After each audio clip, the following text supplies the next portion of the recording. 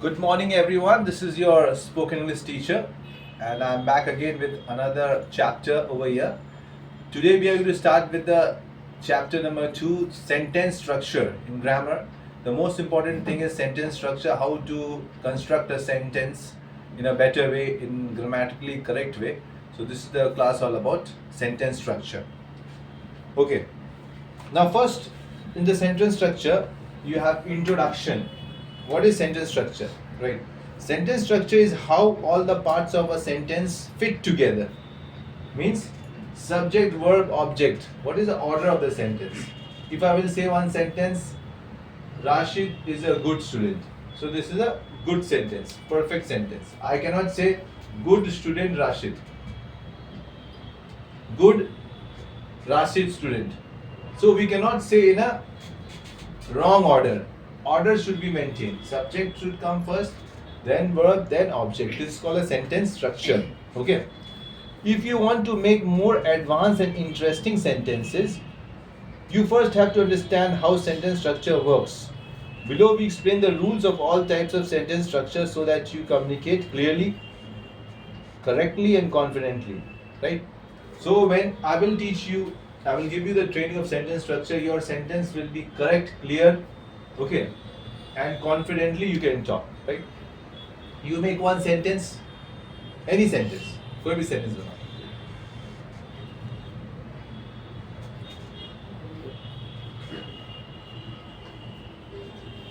Rahman reading a book. Rahman building a book. Reading a book. Reading a book. Okay. You make one sentence. I. Yes. The boy went to the school.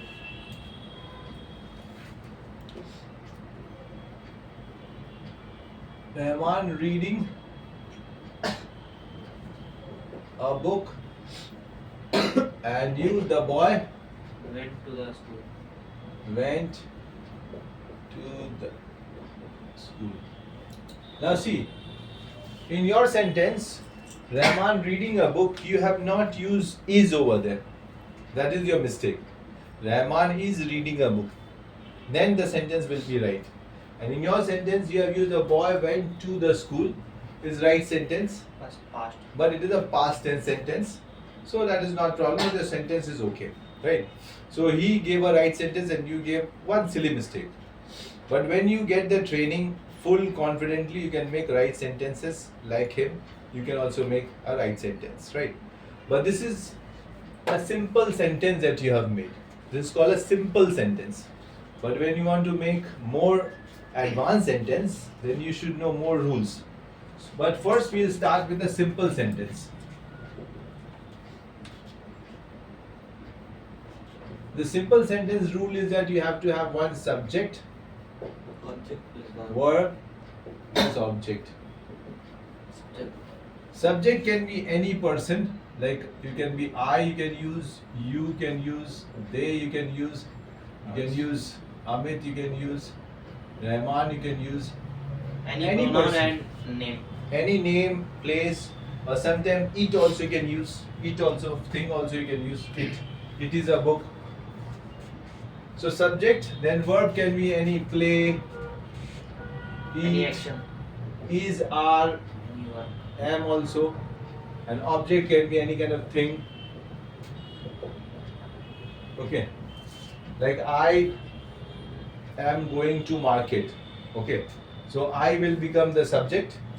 Am going is the verb and Market is market is the object. Right. So simple sentence is very easy to form. Very easy. Simple. Subject, verb, object. Understood? Is that clear? Right. Now see, the basic part of sentence is over here.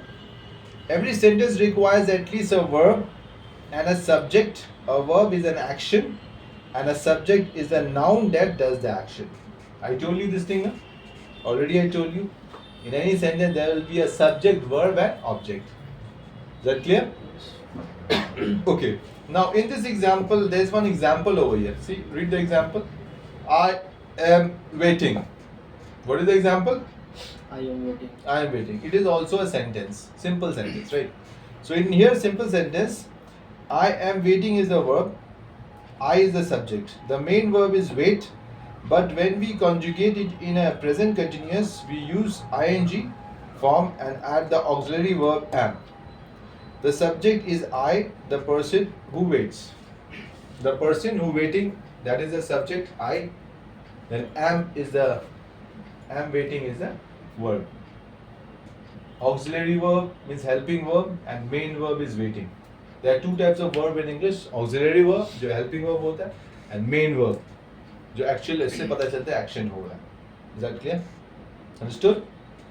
Yes or no? Tell me. Don't get confused. Say yes, I understood. क्या बोलोगे? Yes. Yes, I have understood. बोलो. Yes, I have understood. You? Yes, I have understood. Okay, so you have to talk a little bit in a class. If you don't talk, then how will I understand that you understand? You have to respond. If you have any question, you can ask me, sir, please explain me again. Like last class you said about adjective, you had doubt, so you said to explain me. So this part is clear, right? Now see, the exception to this rule is imperative sentence. Imperative sentence means commands. When you give a command to someone, order to someone, which only need a verb, we can assume the subject in the person the speaker is talking to. Another example is stop. Suppose I will tell you stop, or move, or stand up. So when I am giving an order, that time subject is not required because I know I am telling you. मुझे पता है तुम present हो, सामने हो, तो हम तुमको बोल रहे हैं स्टैंड अप. तो इसमें सब्जेक्ट नहीं लगता, लेकिन ये भी मीनिंगफुल ऑर्डर है. ये अलग टाइप का सेंटेंस है जिसमें ऑर्डर किया जाता है, राइट? जिसमें person is available over there, right? Now see, some sentence can add object which are noun that also participate in the action. Let us say you forgot your calculator and you ask your friend to borrow theirs. Example, my buddy lends me the calculator. So my buddy, English में क्या होता है? Buddy friend को बोला जाता है. Buddy मतलब क्या होता है? Friend. So lends मतलब उधार देना. Lends me the calculator मतलब मेरे को calculator देता है वो. ठीक है? So in this example, lend is the verb. Lend क्या action है? Lend किसी को देना. And subject, because they are the one lending the word calculator, is what's called a direct object. ठीक है? तो डायरेक्ट ऑब्जेक्ट क्या? ऑब्जेक्ट तो क्लियर हो गया, ऐसे कैलकुलेटर है. माय फ्रेंड सब्जेक्ट है, और लैंड किया है मतलब दार दिया है, एक्शन किया है, वो वर्ब है. Is that clear? The noun that receive the action in the case of direct object, the thing being lent a calculator. तो द इनडायरेक्ट ऑब्जेक्ट में इनडायरेक्ट ऑब्जेक्ट भी है, is the noun that receives the direct object, receive हो रहा है. In the example above, the indirect object is me, lends me. Me को भी माना गया एक object because that's who receive the calculator. Indirect object come between the verb and the direct object. Verb और direct object में का बीच में जो आता है उसको बोलते हैं इनडायरेक्ट ऑब्जेक्ट. जैसे me, so my buddy lends me their calculator. So my buddy हो गया सब्जेक्ट, लेंड्स हो गया एक्शन, और देयर कैलकुलेटर हो गया ऑब्जेक्ट 1, और मी हो गया ऑब्जेक्ट 2. दो ऑब्जेक्ट इसमें, राइट? ऑब्जेक्ट और object. Very simple, right? It's a simple sentence. Now see, do you notice that the subject uses the pronoun I. Subject में आई आया pronoun, but the object use the pronoun me. लेकिन वो दूसरा object में me आया object. Subject and object pronoun are different, so make sure you are using the right one. Subject का pronoun अलग होता है और ऑब्जेक्ट का प्रोनाउन अलग रहता है. जैसे आई, मी, ही, हिम. ओके, ही का हिम होता है, शी का हर होता है, शी के लिए हर यूज है, दे के लिए देम यूज होता है. जैसे मेरा कोई सामान है तो माई एम बोले, लेकिन तुम्हारा है तो हिज बोले, उन लोग का है तो देयर्स बोले, वी के लिए राइट? वी के लिए अस यूज होता है, राइट? सो इसमें पोजेशन शो होता है. अगर पोजेशन शो करना है कौन सा चीज किसका है, that is my book, that is his book, that is her book. Clear? Right. Now see, only a certain type of verb called transitive verb can use direct and indirect objects. However, transitive verb are quite common, so you will be using them a lot. Transitive verb common है. Transitive verb मतलब जिसमें हम action transfer हो रहा है. I play cricket, मैं cricket खेलता हूँ, ये मेरा एक्शन क्रिकेट में. I hit the ball, मैं बॉल को मार रहा हूँ, हिट कर रहा हूँ, किक कर रहा हूँ. ठीक है? ये ट्रांजिटिव वर्ब है. हिट, किक, ये सब. Okay. Now let us look at another example एक और एग्जांपल यहाँ पे I want Rashid to read Ravi passes John the ball. ये सेंटेंस है और इसको पूरा डिफाइन किया गया है, कौन सा क्या क्या चीज यूज हुआ है, राइट? पढ़ो उसको। Can you identify the verb, subject, and direct object and indirect object? The verb is passes because that's the action in the sentence. The subject is Ravi because Ravi is the person who passes. The direct object is the ball because the ball is the thing being passed. The indirect object is John because John received the ball.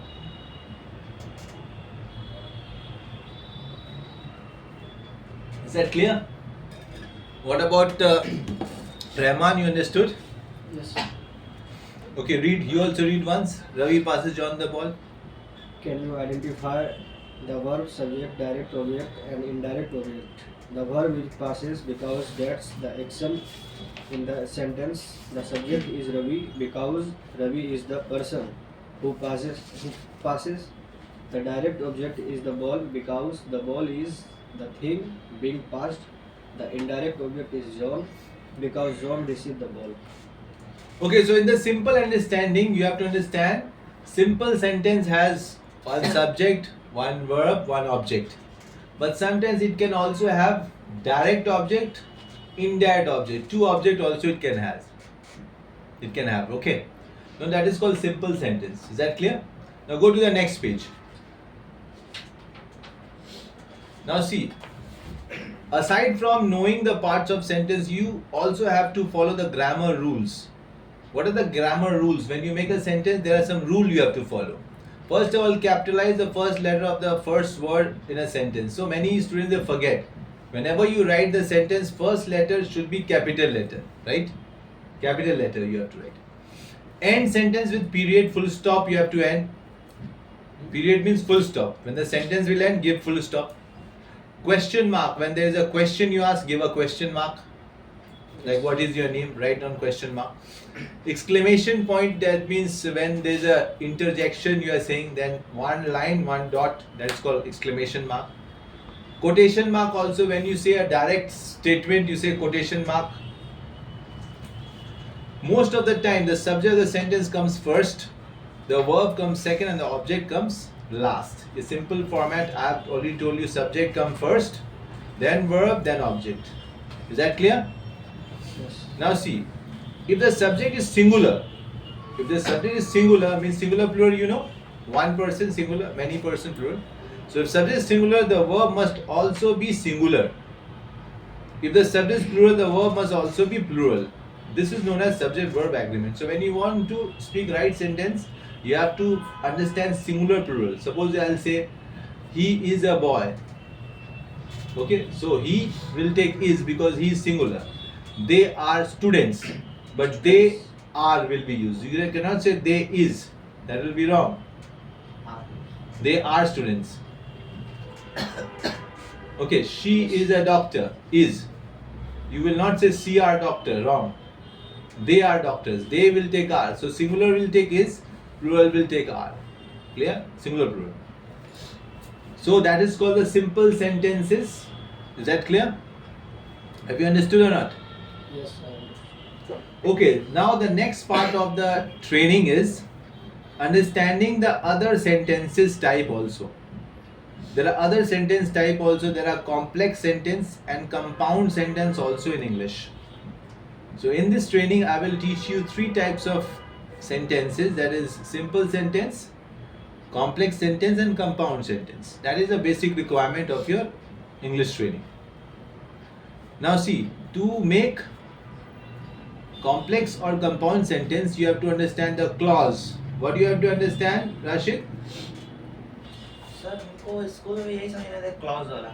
So that is the reason I'm telling you, we will learn clause over here. I'll explain you clause over here, right? So once you understand clause, you can make more sentences, better sentences you can make, right? अगर तुम clause सीख जाओगे तो sentence तुम्हारा structure अच्छा हो जाएगा. एक simple sentence ही नहीं, तुम और भी बड़ा बड़ा sentence बना पाओगे, right? तो ये clause बहुत टफ टॉपिक है. देखो, इसको स्कूल में नहीं समझ में आया, उसके लिए अच्छा से समझना हो तुमको, ध्यान से पढ़ना पड़ेगा इसको, ठीक है? What are you writing, by the way? subject verb agreement. Don't write. When I will tell you to write, you write. Just understand. अभी सिर्फ समझना है. When I will tell you to write, then only write. Now see. Types of clauses. In every sentence, if every sentence were as simple as subject, verb, object, the books would be so boring. That's why English has developed a few different sentence structure to keep things interesting and give you more options for speaking and writing. Before we get into the different sentence structure, it's crucial to understand the clauses, how clauses work. A clause is a group of words that contains subject and verb. Sometimes a clause is a complete sentence on its own, but other times it needs the help before it expresses a complete thought.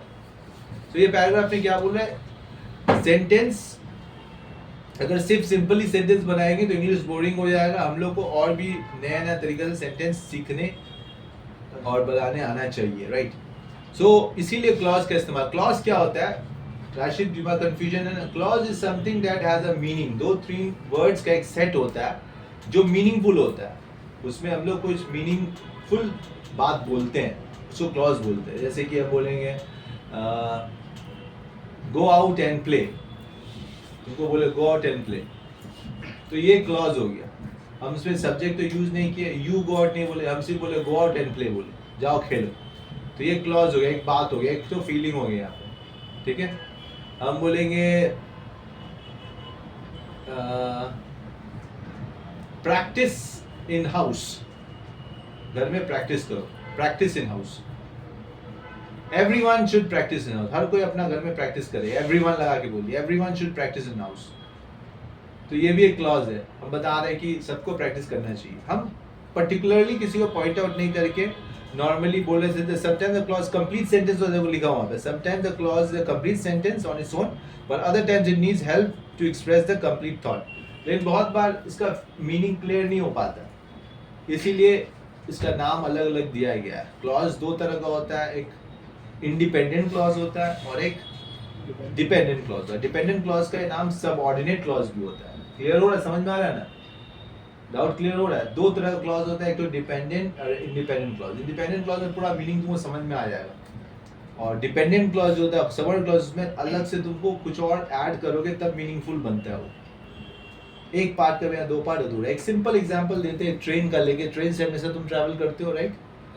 तो train में देखो एक engine रहता है और बाकी bogie रहता है. दोनों का शेप एक जैसा रहता है, लेकिन तुमको जानना होगा इंजन में मेन सारा हिस्सा है वही टान रहा है पूरा ट्रेन को. हम बोगी को बढ़ा सकते हैं, कंपार्टमेंट जो बढ़ सकता है, लेकिन इंजन एक ही रहता है. अगर इंजन को हटा दो तो चलेगा नहीं ट्रेन. लेकिन एक बोगी कम करने से तभी भी ट्रेन चलेगा. तो मेन पार्ट होता है क्या? इंजन होता है ट्रेन का. सेम वे एक सेंटेंस का मेन पार्ट होता है इंडिपेंडेंट क्लॉज, जो मेन जो बता रहे. जैसे कि हम बोले रहमान कम्स इन क्लास. ठीक है, रहमान क्लास में आता है. फिर उसका दूसरा पार्ट हम बोले Rahman comes in class whenever he is happy. तो दूसरा part whenever he is happy बोले तो जब भी वो खुश रहता है. तो ये जो पार्ट दूसरा ऐड किया वो एक हो गया सबऑर्डिनेट क्लॉज हो गया. वो पहला पार्ट को दूसरा पार्ट से मिला रहा है. पहला पार्ट बोले तो कंप्लीट बोल दिए से वो क्लास में आता है. दूसरा पार्ट बोले व्हेनेवर ही इज हैप्पी. ठीक है, तो अगर हम व्हेनेवर ही इज हैप्पी किसी को बोले तो मीनिंग क्लियर नहीं होगा. किसी को बोले हम जब भी वो खुश रहता है, तो इसमें क्या है? जब भी वो खुश रहता है क्या करता है? वो तो सवाल इसमें क्वेश्चन तो ऑलरेडी रहेगा ना. जब भी वो व्हेनेवर ही इज हैप्पी, वो हम अकेले नहीं बोल सकते. पहला पार्ट हमको ऐड करना पड़ेगा. He comes to class whenever he is happy. He plays cricket whenever he is happy. He eats biryani whenever he is happy. पहला पार्ट जोड़ने का बाद दूसरा पार्ट मीनिंगफुल हो जाएगा. तो इसीलिए ये हो गया सबऑर्डिनेट क्लॉज कि व्हेनेवर से हम स्टार्ट किए इसको. लेकिन जो पहला पार्ट जो सेंटेंस का है वो हम इंडिपेंडेंट बोल सकते हैं. ही गोज टू स्कूल, ये भी इंडिपेंडेंट क्लॉज है. ही प्लेज क्रिकेट, ये भी इंडिपेंडेंट क्लॉज है. ये कंप्लीट सेंटेंस है. लेकिन जो दूसरा पार्ट जो ऐड हो रहा है उसको मीनिंगफुल बनाने के लिए उसको वो होता है subordinate clause. Is that clear? Clear doubt? Right. उसी को हम लोग थोड़ा डिटेल में पढ़ेंगे. बेसिक अंडरस्टैंडिंग के लिए तुम ट्रेन का हम बता दिए एग्जांपल. तुम क्लॉज जितना भी जोड़ो, लेकिन मेन क्लॉज तुम्हारा इंडिपेंडेंट क्लॉज होता है. जो जोड़ने वाला जो क्लॉज होता है तुमको अपने आप जज करना पड़ेगा. अच्छा इसमें इसको हम अलग करके बोलते हैं, क्या कुछ मीनिंग आता है? इसको अलग करके बोलते हैं तो मीनिंग आता है, अगर उसमें मीनिंग आ रहा है तो इंडिपेंडेंट है, इसमें मीनिंग नहीं आ रहा तो डिपेंडेंट है. Clear?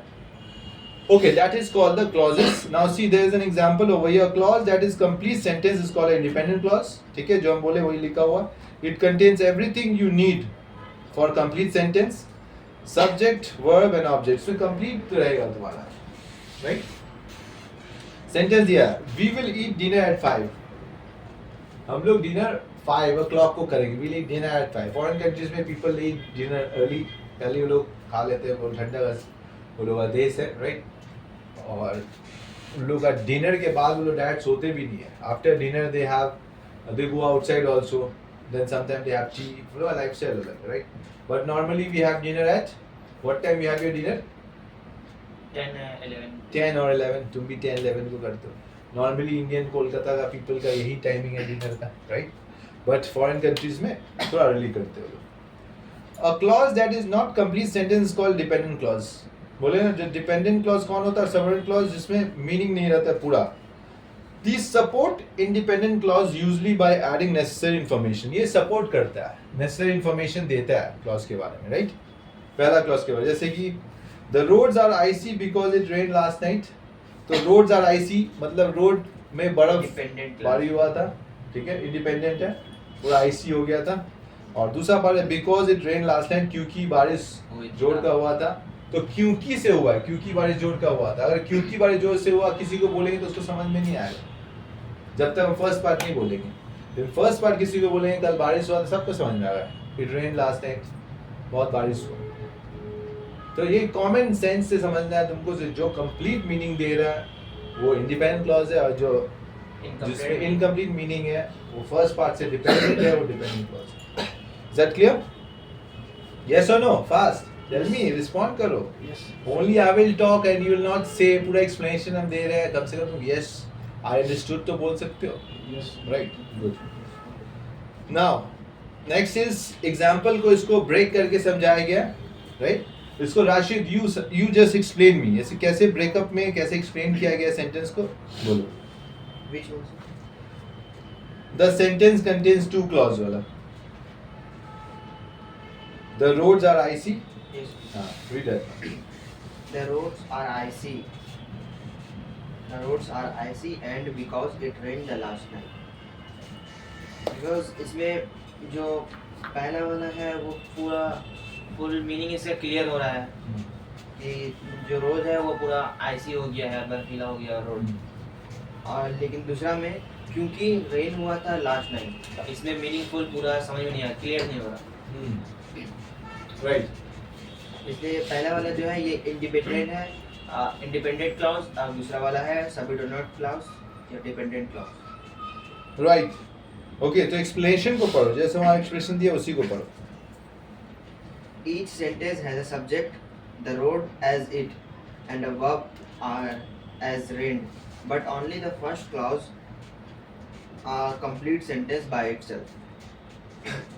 Notice that the subordinate clause because it rained last night silently changes the meaning of the first sentence by adding new and important information. That's the main purpose of subordinate clause, to improve an independent clause with essential details.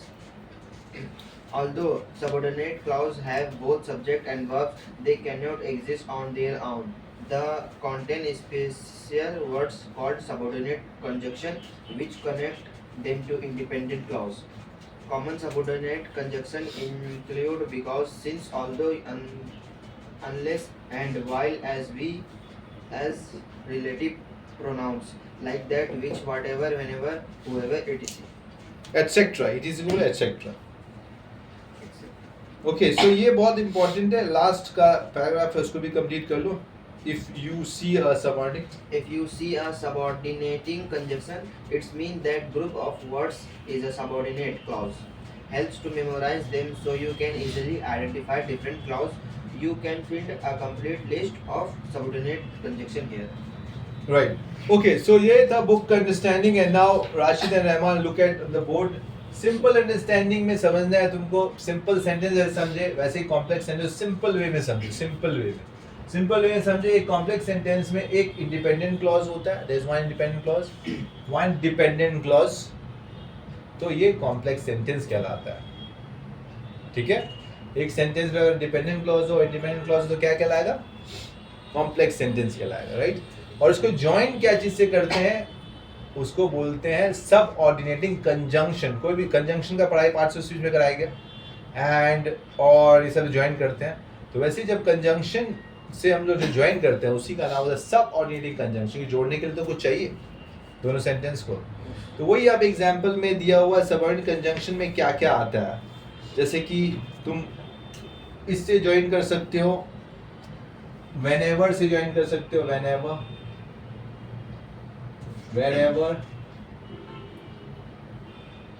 since, while, या फिर कोई relative pronoun जैसे कि that. Okay, यहाँ पे examples already दिया हुआ है, क्लियरली तुमको मेंशन किया हुआ क्या क्या चीज से हम ज्वाइन कर सकते हैं। whoever, ये बहुत इंपॉर्टेंट है, ये तुमको समझना होगा। वहां पे लिखना था, यहाँ पे ऑलरेडी नीचे में है, तुमको उसको अंडरलाइन करके ब्रैकेट कर लो। ठीक है, यहाँ पे जो यहाँ पे लिखा हुआ है सबऑर्डिनेट कंजंक्शन जहाँ से स्टार्ट हो रहा है, common subordinate conjunctions include because, since, although, ये सब को अंडरलाइन करके हाईलाइट कर लो उसको। ठीक है, कॉमन सबऑर्डिनेट कंजंक्शन ब्रैकेट, या ब्रैकेट करो, यहाँ पे इंपॉर्टेंट INP लिख लो, right. Okay, so that is called the conjunction, because you should know हमको किससे ज्वाइन करना है, राइट। तो कॉम्प्लेक्स सेंटेंस हमको एक सिंपल सेंटेंस के साथ हमको कॉम्प्लेक्स सेंटेंस भी बनाना आना चाहिए। ओके, तो यहाँ पे इसका एग्जांपल है, suppose Rashid you give me one sentence, एक सेंटेंस दो जिसमें इंडिपेंडेंट क्लॉज है वो, ठीक है, जिसमें पूरा सब्जेक्ट वर्ब ऑब्जेक्ट दोनों तीनों होना चाहिए। बोलो तीनों। हाँ। Last night I go outside, I went outside outside, कभी भी लास्ट नाइट, लास्ट डे, सब डे को लास्ट में देना। I went outside last night, ठीक है। ये हो गया क्लॉज, ये सेंटेंस भी है और क्लॉज भी है, कंफ्यूज नहीं होना, ये सेंटेंस भी है क्लॉज भी है। हम लोग से सोचते हैं अरे क्लॉज क्या है, क्लॉज क्या, वो सेम, उसका नाम सिर्फ दूसरा है बट वो सेंटेंस ही है, ठीक है, कंप्लीट मीनिंग है इसका। आई वेंट आउटसाइड लास्ट, लेकिन अब हमको कॉम्प्लेक्स, हमको और सेंटेंस बड़ा करने आना चाहिए। तो हाँ, तो हमको क्या ऐड करेंगे इसमें, कुछ ऐड करना चाहिए। अगर हमको बड़ा करना है, अगर हमको बोलना है I went outside last night because हमको कोई सामान खरीदना था, तो कैसे बोलोगे?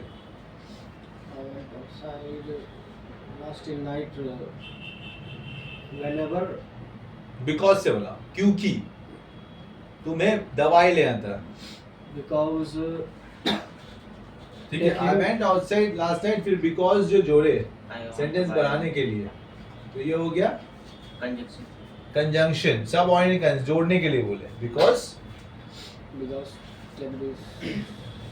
I went outside last night because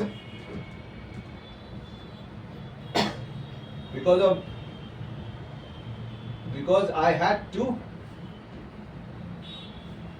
buy medicine.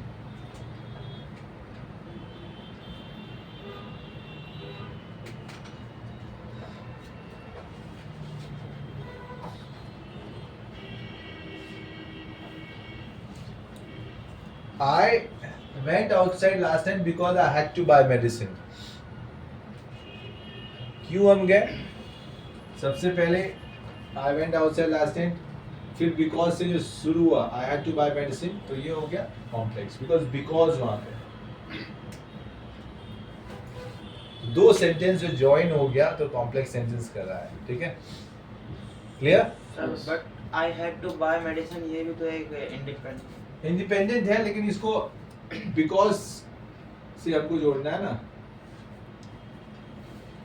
Because को I can not leave it, इसको जोड़ा नहीं जा सकता, क्योंकि सबऑर्डिनेट कंजंक्शन जो होता है वो उससे जुड़ा हुआ रहता है। अगर इसी जगह में एंड लगा दें, हम इसको चेंज कर दें, एंड और बट लगाए, कोऑर्डिनेटिंग कंजंक्शन, कंजंक्शन चेंज कर देंगे तब हमको उसको इंक्लूड नहीं किया जाता है, एंड को हम नहीं जोड़ सकते, फिर and is not included, and और बट ये सब नहीं जोड़ता, ऐड नहीं होता उसमें, उसको इंडिविजुअली लिया जाता है, उसको अलग अलग करके लिया जाता है। जब बिकॉज लगा के हम करते हैं, जैसे कि यहाँ पे सेंटेंस में दिया है ना, जो रोड्स आर आईसी का एग्जांपल देखो तुमको समझ में आ जाएगा। The roads are icy because it rained, देखो यहाँ पे the roads are icy and because it rained last night, ठीक है। इट यहाँ पे दोनों सब्जेक्ट है, each sentence has a subject, दोनों में सब्जेक्ट है, रोड्स एंड इट, तो वैसे ही यहाँ पे दो सब्जेक्ट है, आई, लेकिन वर्ब भी दो है, are and it, but only the first clause is a complete clause by itself, लेकिन पहला को कंप्लीट माना जाएगा क्योंकि दूसरा पहला से जुड़ा हुआ है, अंडरस्टूड, उससे रिलेटेड है, इससे बिना ये अधूरा है, राइट, अंडरस्टूड, क्योंकि बिकॉज का इस्तेमाल हुआ है, अंडरस्टूड, क्लियर। सिंपल वे में बहुत सारे सेंटेंस बनाया हुआ है, जैसे आफ्टर डिनर, ये सब जो सेंटेंस यहाँ पे जो एग्जांपल्स में दिया हुआ है, वो तुम एग्जांपल्स बहुत सिंपली समझ सकते हो उसका।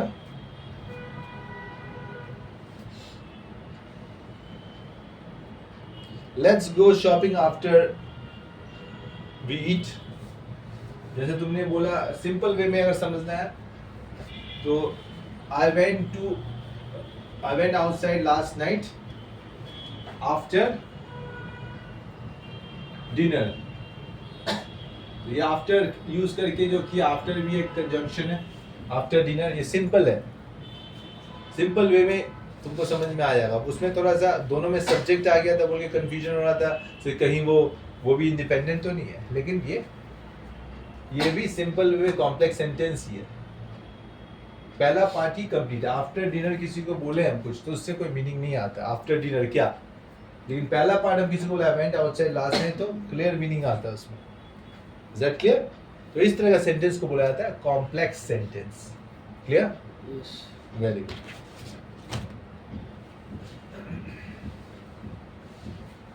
Dependent clause plus independent clause joined by subordinating conjunction is called complex sentence. Written?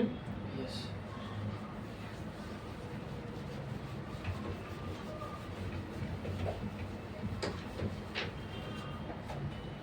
Now see, next page there are given more examples. 4 types of sentence structure are there. Depending on how you combine clause, you can create 4 different types of sentence structure. 4 different types हम लोग बना सकते हैं. Simple 1 independent clause देके, compound 2 or more independent clause, 1 independent clause plus 1 or more subordinate clause देके complex sentence होता है. And compound complex होता है 2 or more independent clause plus 1 or more subordinate clause. But we will be focusing on 3. हम 3 type में तुमको focus कराएंगे because you are a very weak students. वो बहुत सारे simple sentence में भी तुमको problem है. तो तुम्हारा कॉम्प्लेक्स कंपाउंड में जाओगे तो और भी कंफ्यूजन होगा. सो स्पोकन ट्रेनिंग में हम लोग 3 ही पार्ट कराते हैं, सिंपल, कंपाउंड, कॉम्प्लेक्स. ये 3 तो तुमको अच्छा से सीख लेना होगा, राइट. Yes. तो यहाँ पे नेक्स्ट हम लोग नोट करेंगे इंपॉर्टेंट थिंग है, sentence are also categorized by the function. एक फंक्शन का हिसाब से भी सेंटेंस को कैटेगराइज किया जाता है, जैसे कि डिक्लेरेटिव सेंटेंस होता है, डिक्लेयर करना. इंट्रोगेटिव सेंटेंस होता है, क्वेश्चन पूछने का इंट्रोगेटिव सेंटेंस बोलते हैं. एक्सक्लेमेटरी सेंटेंस, यहाँ एक्सक्लेमेशन बोलते हैं, वाह, हुरे, एक्सक्लेमेशन दे के, व्हाट अ ब्यूटीफुल सीनरी. फिर आता है इंपेरेटिव सेंटेंस, कमांड सेंटेंस होता है. These are sentence from types of sentence structure. इसी के अंदर में ही कॉम्प्लेक्स कंपाउंड सब सेंटेंस आता है. तुम लोग सोचेंगे इससे ये डिक्लेरेटिव अलग हो गया, कंपैरेटिव अलग हो गया, कैसे ये सब हो रहा है. कॉम्प्लेक्स सेंटेंस कैटेगरी वही है. जैसे तुम्हारा नाम अब्दुल रहमान है, लेकिन तुम्हारा बहुत सारा बैकग्राउंड है. जैसे तुम बिहार से बिलोंग करते हो, तुम्हारा HS तुम अभी कर रहे हो, तुम्हारा ही अंदर में बहुत सारी क्वालिटीज़ है. वैसे ही सेंटेंस वही 3 तरह का ही है, 4 तरह का ही है, उसी के अंदर में ही वो सब चीज़ उसका क्वालिटीज़ है. कोई डिक्लेरेटिव कहलाता है, कोई इंट्रोगेटिव कहलाता है. बट मेन क्या है, सिंपल, कॉम्प्लेक्स और कंपाउंड सेंटेंस. 3 तो तुमको जानना बहुत ज़रूरी है, वो तुमको दिमाग में बैठा लेना है. ये 3 चीज़ हमको सीख लेना any how. Okay, clear. So simple sentence का डेफिनेशन यहाँ पे एक और कुछ दिया हुआ and the two categories can be mix match क्यों बोला गया बोले ना मिक्स हो सकता है इसमें. Let's take a deeper look. Simple sentence में सिंपल सेंटेंस आप प्रिटी सिंपल बहुत सिंपल है फॉर्म करना. Just a single independent clause or no more no less. This includes subject and verb but also includes object. Subject verb object रहता है. Simple sentence clear हो गया right. Complex sentence भी clear हो गया. Compound sentence में देखो क्या होता है. Compound sentence joins together two or more independent clause, not a single sentence. You can connect the independent clause in two ways. दो तरह से उसको ज्वाइन कर सकते हैं. समझ में आया. बोलो क्या बोले. कंपाउंड सेंटेंस का क्या है definition. A compound sentence join together two or more independent clauses into a single sentence. You can connect the independent clause in two ways. Right. So independent to independent clause को अब जब coordinating conjunction से हम लोग जोड़ देंगे जैसे कि एंड से बट से और से तो वो कहलाएगा कंपाउंड सेंटेंस. जैसे एग्जांपल पढ़ो यहाँ पे. He studied hard but he still failed the exam. तो एक सेंटेंस है स्टडीड हार्ड, एक सेंटेंस है still failed the exam. And क्या कोऑर्डिनेटिंग कंजंक्शन है इसलिए दोनों इंडिपेंडेंट क्लॉज कहलाएगा और ये कंपाउंड सेंटेंस कहलाएगा right. Next one. I like to swim and my brother likes to play sport. Soccer means football. So I like to swim and my brother likes to. So यहाँ पे and से फिर से जुड़ा हुआ तो ये भी कॉम्प्लेक्स सेंटेंस कहलाएगा. क्लियर. मतलब एंड ये सब लगा कर जो जोड़ता एंड है बट है और है तो ये सब कंपाउंड है. कोऑर्डिनेटिंग इसका नाम क्या है. Coordinating conjunction. और वो पहले जो कॉम्प्लेक्स सेंटेंस का सब ऑर्डिनेटिंग कंजंक्शन था. ठीक है. अब कॉम्प्लेक्स सेंटेंस का एक डेफिनेशन दिया हुआ है रीड करो. A complex sentence uses one main independent clause with any number of subordinate clauses, while compound sentence use coordinating conjunctions to join the clauses together. Complex sentences use subordinating conjunction explained earlier जो से मैंने explain कर दिया था पहले से.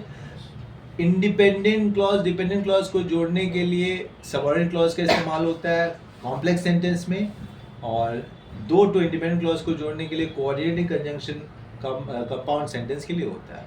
वो already यहाँ पे क्लियरली बोल दिया गया सेम चीज. ठीक है. फिर If the subordinating clauses comes first, use a comma before the independent clause. If the independent clause comes first, you don't need a comma at all. Clear. Sentence structure जब करेंगे जब आगे पीछे भी हो सकते. जैसे सेंटेंस जो बनाए थे I went outside last night जो पहले इंडिपेंडेंट क्लॉज यूज किए तो हम कॉमा नहीं दिए वहाँ पे.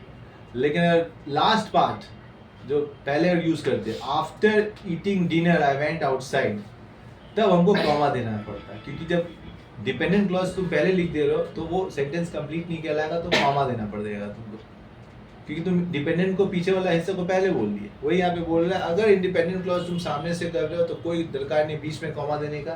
सीधा कंजंक्शन ऐड करके सेंटेंस कंप्लीट कर दो और डिपेंडेंट क्लॉज आगे था तभी तुमको कॉमा देना है. वो यहाँ पे एक्सप्लेन किया. फॉर एग्जाम्पल दिया हुआ है रीड करो. Let's go shopping. नीचे एग्जाम्पल दिया हुआ let's go shopping after we eat. Let's go shopping after we eat. चलो शॉपिंग चलते हैं करने के लिए खाना खाने के बाद. तो यहाँ कोई कॉमा नहीं दिया हुआ. अगर वहाँ पे बोलेंगे after we eat let's go shopping तो आफ्टर वी ईट अगर लगाओगे तो कॉमा देके लिखना पड़ेगा लेट्स गो शॉपिंग. क्लियर. और जैसे कि हम लोग का मेन फोकस क्या क्या है सिंपल कंपाउंड कॉम्प्लेक्स तो कंप्लीट हो गया. लेकिन छोटा सा एक डेफिनेशन दिया कंपाउंड कॉम्प्लेक्स का सेंटेंस का भी डेफिनेशन दिया हुआ है. कंपाउंड कॉम्प्लेक्स में क्या होता है और भी बड़ा सेंटेंस बनता है. टू और मोर इंडिपेंडेंट क्लॉज रहता है वन और मोर सबऑर्डिनेट क्लॉज में दो इंडिपेंडेंट क्लॉज रहेगा दो सबऑर्डिनेट क्लॉज रहेगा तो बड़ा और भी बड़ा सेंटेंस बनेगा. उसको कंपाउंड कॉम्प्लेक्स बोलता है right.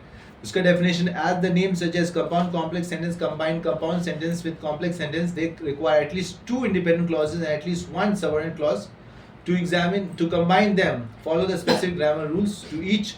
Be sure you are using your current conjunction and subordinate conjunction in the right place. Right.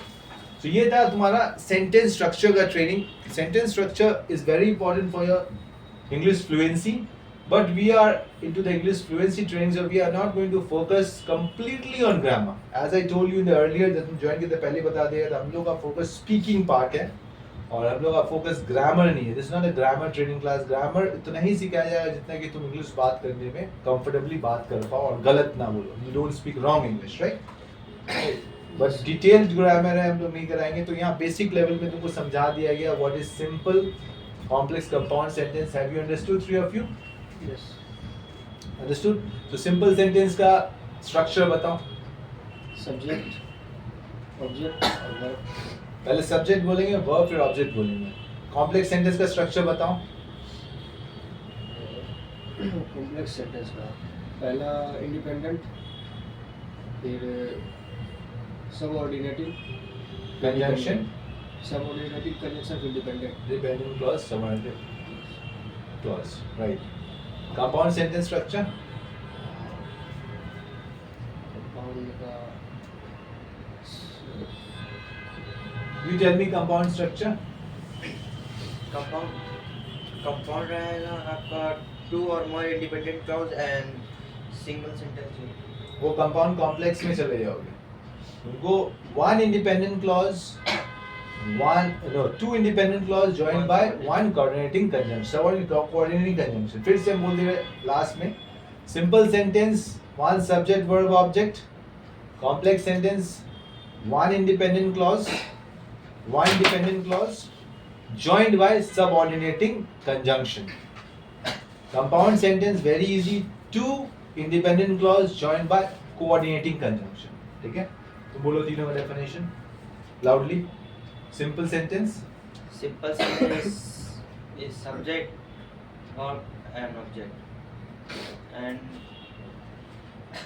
compound is Complex. Second. complex.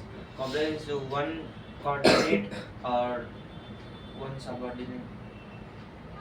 First one independent clause. One dependent clause joined by subordinating conjunction. बोलो. One independent clause. One independent clause. One dependent clause One dependent clause joined by joined by one subordinating subordinate conjunction. clause. And compound sentence. Compound sentence. Two independent clause Two independent clause joined by joined by one coordinating conjunction. one coordinate conjunction. तुम बोल दो. Final. Simple sentence. subject, verb, object and complex clause का was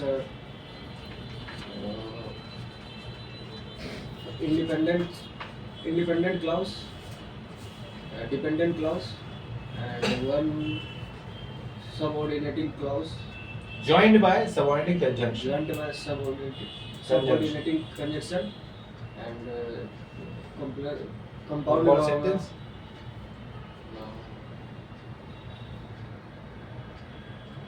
two more than Two independent clause. two independent clause joined by. joined by coordinate conjunction.